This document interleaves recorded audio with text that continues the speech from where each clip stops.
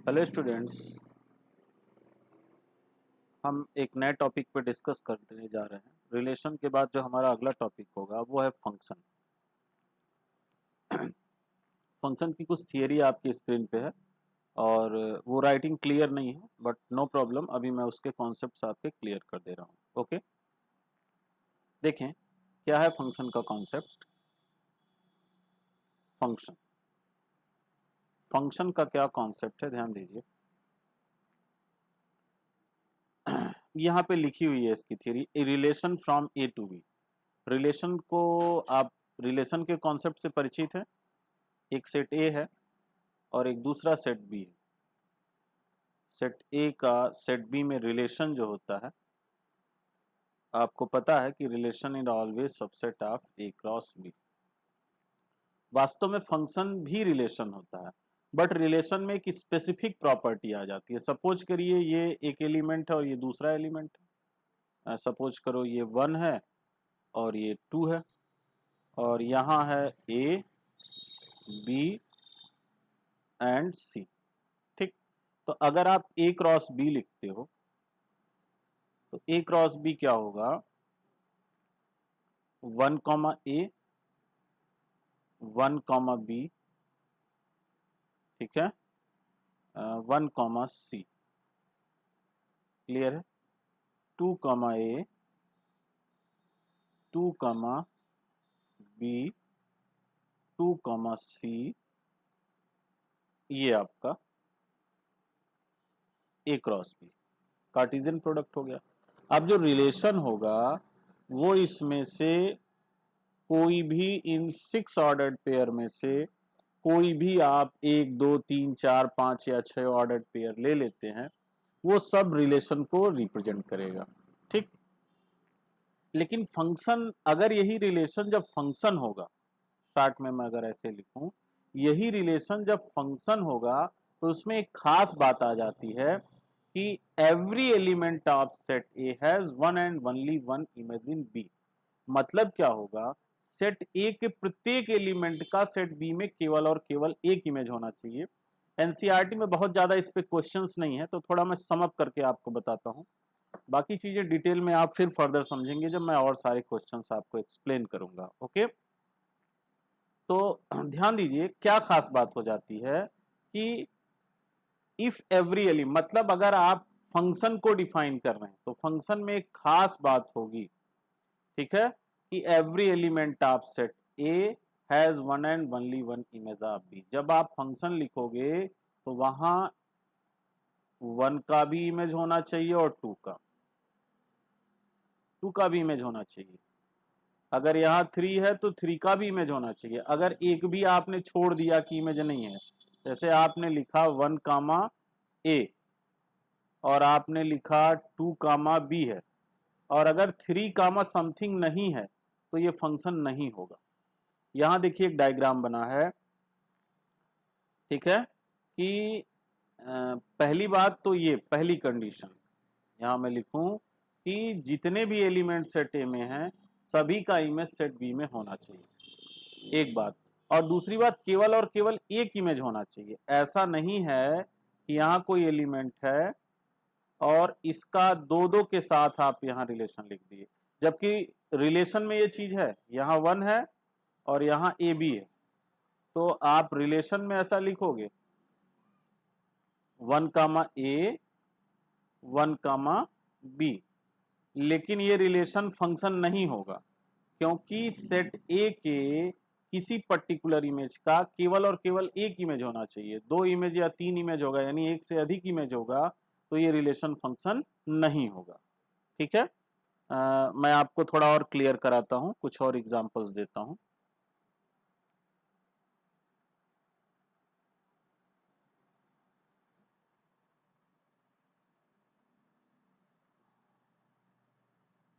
एक blank page पे मैं समझाता हूं।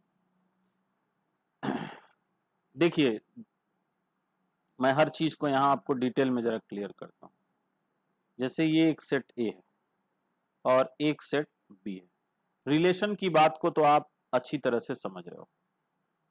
रिलेशन जो है ए क्रॉस बी का सबसेट होगा।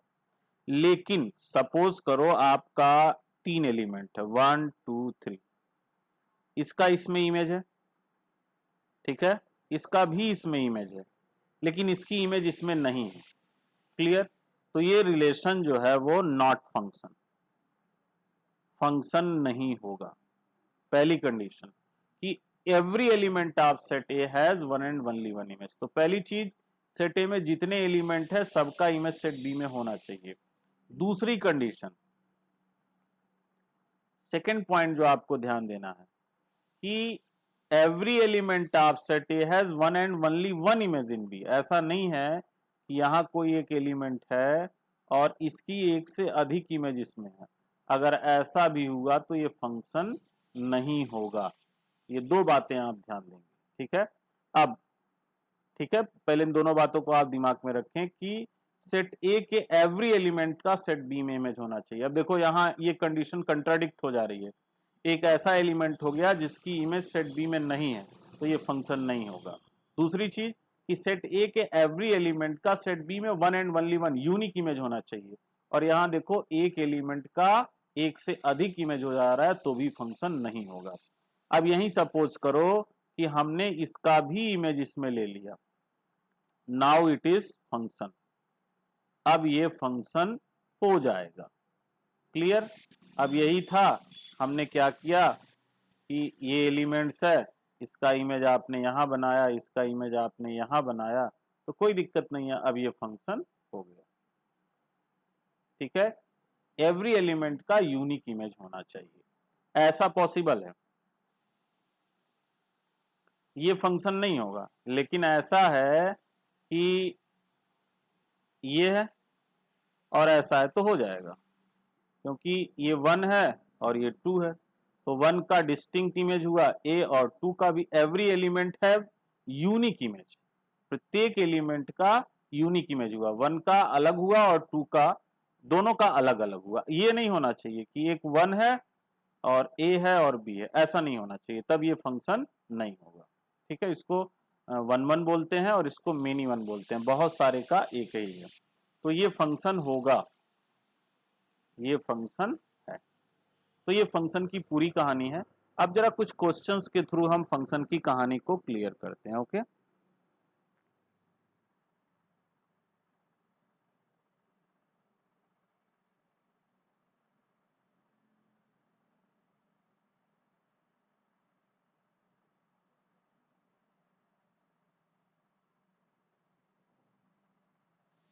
पहला क्वेश्चन आप देखिए, which of the following are function,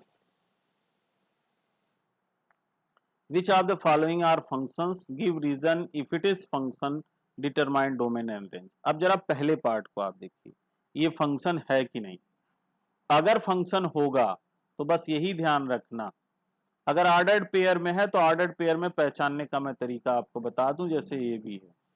ठीक, अब चूंकि यहां सेट ए तो लिखा नहीं है, क्लियर है, तो एवरी एलिमेंट वाला कॉन्सेप्ट नहीं आप देख पाएंगे जब तक सेट ए और बी नहीं होगा। लेकिन ये ध्यान देंगे, ये चीज नहीं होनी चाहिए कि एक ही एलिमेंट का, मतलब ऐसा नहीं है कि आपके ऑर्डर्ड पेयर में पहले 1 लिखा है, तो ऐसा नहीं है 1 के साथ कुछ एक और हो और फिर दूसरा और हो, तब ये फंक्शन नहीं होगा।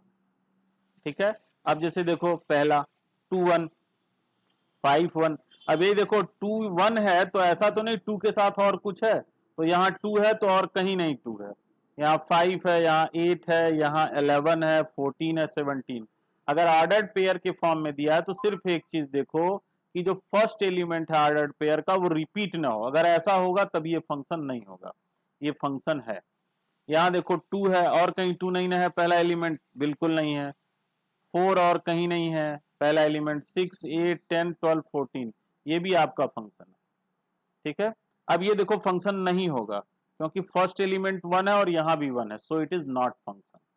थर्ड पार्ट आपका फंक्शन नहीं होगा, फर्स्ट और सेकंड पार्ट आपके फंक्शन होंगे। क्लियर है? क्यों? क्योंकि यहां क्या है कि every element have not unique image. ये देखो यहां पे आपका 1 है, तो 1 के साथ 3 भी है और 1 के साथ 5 भी है। क्लियर है? बस यही ये फंक्शन नहीं होगा।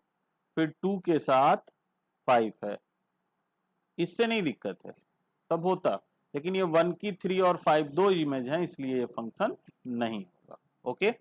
हाँ, फिर क्या पूछा जा रहा है, इसका डोमेन और रेंज। तो कोई दिक्कत नहीं है, बहुत आसान सा है। डोमेन और रेंज का वही कहानी होगा जो रिलेशन का होगा, ठीक है। तो डोमेन जो होगा फर्स्ट पार्ट का वो हो जाएगा 2, 5, 8, 11, 14, 17। Just wait.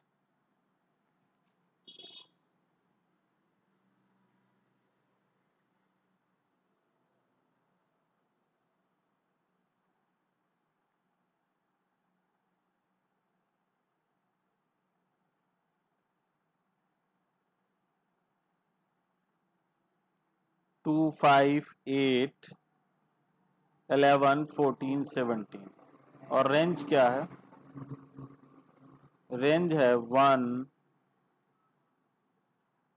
सब 1 है, सिर्फ रेंज में एक ही एलिमेंट है। सेकेंड एलिमेंट आपका रेंज रिप्रेजेंट करेगा, ठीक है। तो रिलेशन और फंक्शन दोनों में डोमेन रेंज का कॉन्सेप्ट सेम होता है, तो कोई दिक्कत नहीं है। इसमें आप देखें डोमेन क्या होगा सेकेंड पार्ट में। सेकेंड पार्ट में डोमेन है 2, 4, 6, 8, 10, 2, 4, 6, 8, 10, 12, 14, 12, 14, ये डोमेन हो गया। रेंज क्या है? 1, 2, 3, 4, 5, 6, 7, ठीक है। ये आपका रेंज हो गया।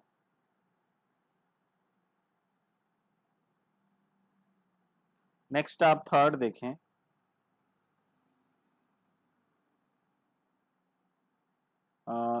ये फंक्शन है ही नहीं, जहां फंक्शन ही नहीं है वहां डोमेन रेंज के कॉन्सेप्ट का कोई डिस्कशन नहीं, ठीक है। नेक्स्ट देखें सेकेंड पार्ट। अब ये पार्ट देखो बहुत प्रैक्टिस करने का है, एक क्वेश्चन से ये बहुत ज्यादा नहीं क्लियर होगा, फिर भी मैं आपको समझाने की कोशिश करता हूं। फर्स्ट पार्ट, एक फंक्शन दी गिवन है F X is equal to minus mod X. पहले डोमेन रेंज का मतलब आप समझे क्या होगा। इस फंक्शन में यक्स की वो सारी रियल वैल्यू जिसके लिए एफ एक्स रियल आता है वो डोमेन कहलाएगा। अब यक्स को दुनिया का कोई भी रियल नंबर आप पुट कर दोगे, एफ एक्स रियल ही आएगा। 1 लिखो, 2 लिखो, -3 लिखो, 4 लिखो, कुछ भी लिखो, तो इस फंक्शन का जो डोमेन हो जाएगा वो ऑल द रियल नंबर्स होगा, ठीक है। तो ध्यान दें इस फंक्शन का डोमेन क्या होगा, ऑल द रियल नंबर होगा, ठीक। अब जरा देखें इस फंक्शन का रेंज क्या होगा। यहां आप कोई भी वैल्यू लिखोगे, मतलब डोमेन का मतलब यक्स की वो सारी वैल्यूज, मैं यहां जरा लिख दूं all the values of x for which F X is real. Okay, x की वो सारी वैल्यू जिसके लिए एफ एक्स क्या हो, रियल हो, क्या कहलाएगा, डोमेन कहलाएगा, ठीक है। और एफ एक्स क्या कहलाएगा, एफ एक्स क्या कहलाएगा, what is F x, F x क्या कहलाएगा कि यक्स की इन वैल्यूज के लिए एफ एक्स की values, values of F x for x, x क्या है, डोमेन। ये जो डोमेन में यक्स है इसके लिए एफ एक्स की जितनी भी वैल्यूज होंगी वो सब का सब क्या कहलाएगा, रेंज कहलाएगा। तो यहां देखो यक्स को आप कोई भी रियल नंबर पुट करोगे तो आपको एफ एक्स जो है रियल ही मिलेगा, यानी all the real numbers represents its domain. देखो इसका कोई फार्मूला नहीं होता है डोमेन रेंज निकालने के लिए, इस फंक्शन पे आपकी कितनी थारो पकड़ है, कितना विस्तृत थाट है फंक्शन का, इसी पे डिपेंड करता है कि डोमेन रेंज की वैल्यू को आप कैसे इवेल्युएट करोगे। ये ऐसे 2-4 क्वेश्चन से नहीं होगा, 25, 50, 100, 200 क्वेश्चन आप लगाइए इसके, तब डोमेन रेंज पे आपकी बेहतरीन पकड़ होती है। फिलहाल एनसीईआरटी को मैं होल्ड कर रहा हूं तो उसकी कहानी इतनी है। अब देखो रेंज क्या होगा, रेंज इसका क्या होगा, यहां x की कोई भी वैल्यू पुट करोगे यू विल गेट निगेटिव। अब x की बड़ी से बड़ी वैल्यू पुट करोगे तो ये आंसर आपका निगेटिव में आएगा। ठीक है, तो आप समझ लो कि निगेटिव में माइनस इंफिनिटी होगा और ये सबसे छोटी वैल्यू क्या होगी, माइनस इंफिनिटी होगा, और सबसे बड़ी वैल्यू क्या हो सकती है इसकी, जीरो हो सकती है। तो माइनस इंफिनिटी से लेके जीरो तक की वैल्यू जिसका जो है वो रेंज हो जाएगा। ओके, फिर देखें F X is equal to √9 minus X square. Okay, अब जरा देखें इसका डोमेन क्या होगा भी, ध्यान दीजिए।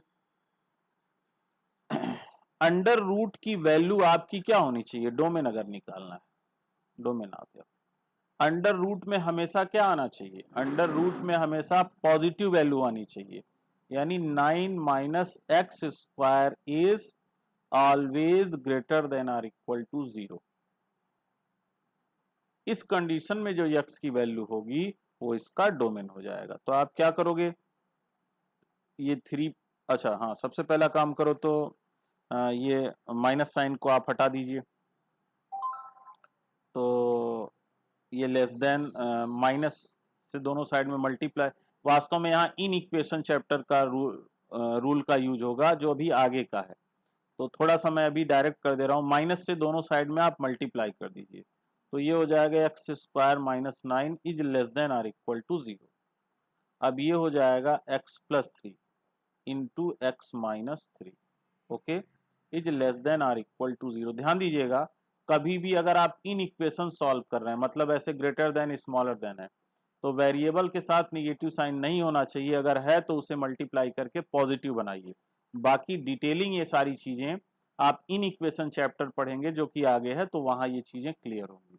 तो हमने माइनस से मल्टीप्लाई कर दिया, एक्स स्क्वायर माइनस 9 हो गया। अब इसको लीनियर फैक्टर में कन्वर्ट करते हैं और x की वैल्यू को 0 से इक्वेट कर देते हैं, तो x क्या आएगा, -3 और 3।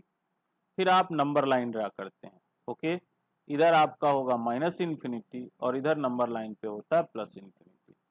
ये हो गया -3 और ये हो गया +3। ओके, अब ये अल्टरनेटिवली आप प्लस माइनस लिखते हैं, तो प्लस माइनस प्लस, ठीक है, ये कहानी कुछ इस तरीके से होगी। अब जब लेस देन होता है तो निगेटिव इंटरवल लेते हैं, और चूंकि यहाँ पे इज इक्वल टू है इसलिए इंक्लूड होगा। ये सिंप्लीफिकेशन आप बेहतर तरीके से वहां पे पढ़ेंगे, यानी इन इक्वेशन में। तो यक्स की वैल्यू क्या हो गई, -3 टू +3। ये कैसे आया सॉल्व करने पे, इसका आप exact detail linear in equation chapter है वहां पे पढ़ेंगे। ठीक, तो इसका डोमेन क्या हो गया, डोमेन जो सेकंड का है वो हो गया -3 टू +3। -3 से 3 तक की कोई भी वैल्यू आप यहाँ पे पुट करेंगे तो आपको fx जो मिलेगा वो रियल मिलेगा। आप गौर करो, -3 से 3 के बीच की कोई भी वैल्यू पुट करोगे अंडर रूट में आपको हमेशा पॉजिटिव मिलेगा, यानी fx आपको रियल मिलेगा। और ज्यों ही आप -3 से नीचे या 3 से ऊपर जाओगे अंडर रूट में निगेटिव आ जाएगा और fx आपकी रियल वैल्यू नहीं देगा, तो वो डोमेन नहीं रह जाएगा। अच्छा, अब रेंज क्या होगा जरा इसको देखो, रेंज क्या होगा, अंडर रूट में निगेटिव तो कभी आ ही नहीं सकता है, तो इसकी जो सबसे छोटी वैल्यू होगी वो 0 होगी, और बड़ी वैल्यू क्या हो सकती है भाई, इसको जब 0 पुट कर दोगे तो ये 3 आ जाएगा, 0 पुट कर देंगे तो 3 आ जाएगा, यानी इसका जो रेंज होगा वो 0 to 3 हो जाएगा। ठीक है, तो ये हुआ डोमेन रेंज का कॉन्सेप्ट। आगे के भी क्वेश्चन में डोमेन रेंज के कॉन्सेप्ट का डिस्कशन हुआ है, उस पर भी हम डिस्कस करते हैं। ओके।